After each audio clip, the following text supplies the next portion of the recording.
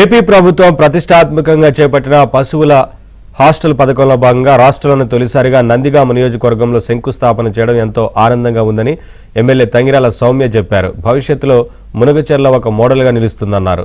రైతు సంక్షేమం, ఆర్థిక అభివృద్ధి లక్ష్యంగా పశువుల హాస్టల్స్ ఏర్పాటుకు నిర్ణయించిన సీఎం చంద్రబాబుకు, డిప్యూటీ సీఎం పవన్ కళ్యాణ్కు Krishna milk union chairman Chalasani Anjaneyulu ధన్యవాదాలు తెలిపారు.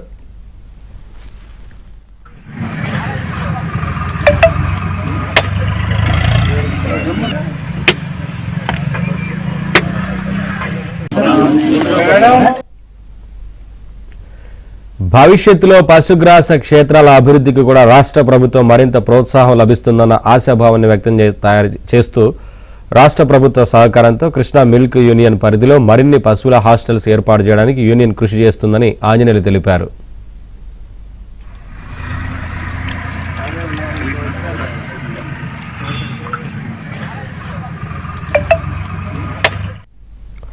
ఏపీలో ప్రతి నియోజకవర్గానికి 10 లక్షల వ్యయంతో ఒక పశువుల హాస్టల్ను ఏర్పాటు చేయాలని రాష్ట్ర ప్రభుత్వం ఈ నెల 12న ఉత్తర్వులు జారీ చేసింది. మొట్టమొదటిగా ఎన్టీఆర్ జిల్లా మునగచెర్లలో దీన్ని ఏర్పాటు చేయడానికి శ్రీకారం చుట్టారు.